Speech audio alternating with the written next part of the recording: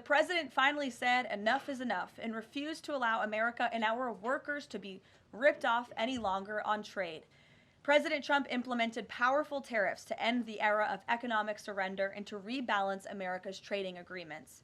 More than 100 countries have already come to the table looking to offer more favorable terms for America and our people.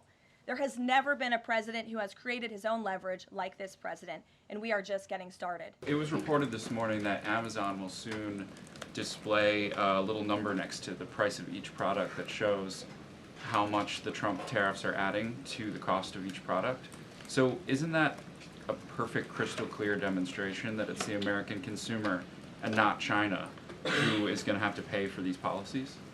I will take this since I just got off the phone with the president about Amazon's announcement. This is a hostile and political act by Amazon. Why didn't Amazon do this when the Biden administration hiked inflation to the highest level in 40 years?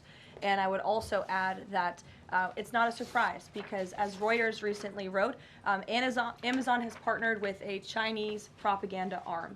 So this is another reason why Americans should buy American. It's another reason why we are onshoring critical supply chains here at home to shore up our own critical supply chain and boost our own manufacturing here. Is Jeff Bezos still a Trump supporter?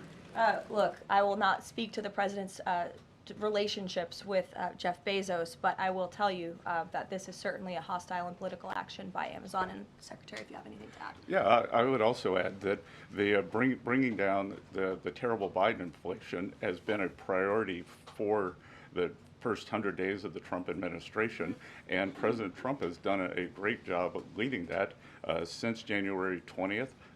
Interest rates, mortgage rates are down, gasoline and energy prices are down. We're expecting the further decreases, and as Caroline said, the big tax on consumers that goes unnoticed is deregulation or regulation, and we are deregulating and bringing that down. So, from a household income point of view, we would expect real purchasing increases.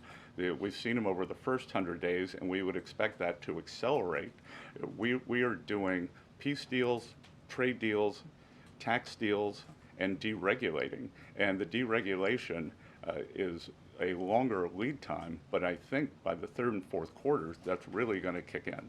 The Chinese continue to say that the U.S. and China are not engaged in any consultation or negotiation on tariffs. You recently said you've talked to your counterpart, but more about, quote, traditional things like financial stability. So can you clarify, is the administration talking to Beijing specifically about tariffs or not? Well, we're not going to talk about who's talking to whom, but I think that over time we will see that the Chinese tariffs are unsustainable for China. I've seen some very large numbers over the past few days that show if these numbers stay on, Chinese could lose 10 million jobs very quickly, and even if there is a drop in the tariffs, that they could lose 5 million jobs. So remember that we are the deficit country.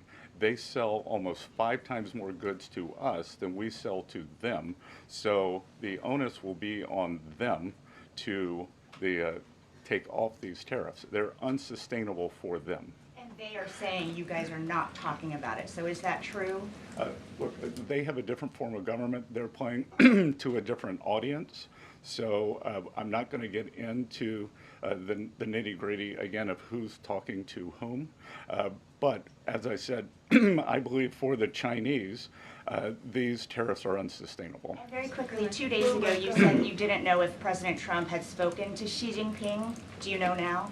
Again, I would say Caroline and I have a lot of jobs around the White House. Running the switchboard isn't one of them. Does the administration anticipate supply chain shocks or supply shocks coming now that cargo shipments from China are significantly down? And if so, are there being plans or are there plans in the process of how to address that? I wouldn't think that we would have supply chain shocks, and I think retailers they have managed their inventory in front of this.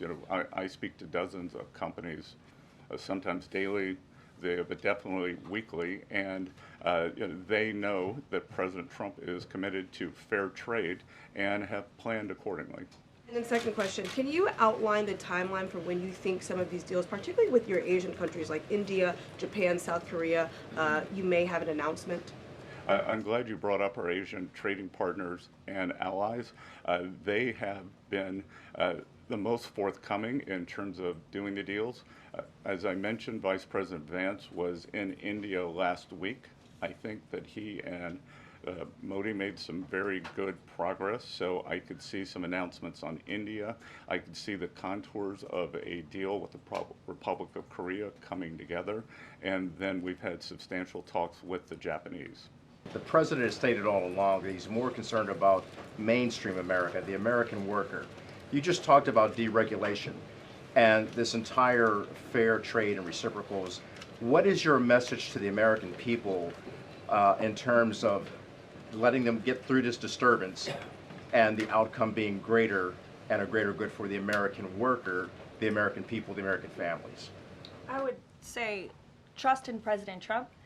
There's a reason he was reelected to this office. It's because of the historic success of his economic formula in the first term, and as I laid out at the beginning of the briefing and the Secretary has talked about and the President talks about every day, there's a proven formula that works. Massive deregulation, energy independence, and tax cuts, which are coming. And the Secretary is working very hard on that with our counterparts on Capitol Hill.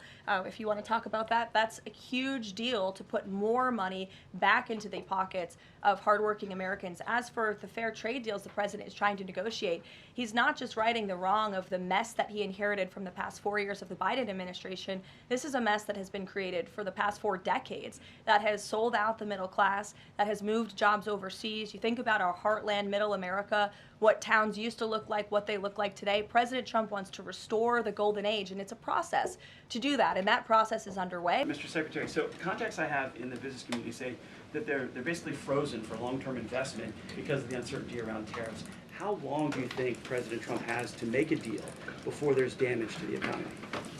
Look, I think that what we're seeing is that business leaders, they've gone into a pause, and I think we're going to give them great certainty on this tax bill. And I think over the next couple of weeks, as I said, we have 18 important trading relationships. We'll put China to the side. 17 they are in motion. And then, as I said yesterday, I think there's a very good chance we're going to get this tax bill done. And the tax bill is going to be very powerful for domestic U.S. investment. So what we are going to do, one of the most powerful parts of President Trump's 2017 tax bill was full expensing of equipment. We are going to make that, as President Trump said in his speech to Congress, that will be retroactive to January 20th. The other thing that we are looking to add is full expensing for factories. So bring your factory back. You can fully expense the equipment and the building. We will couple that with deregulation, cheap energy, and regulatory certainty, and that will continue to make the U.S. the greatest destination for domestic and foreign investment.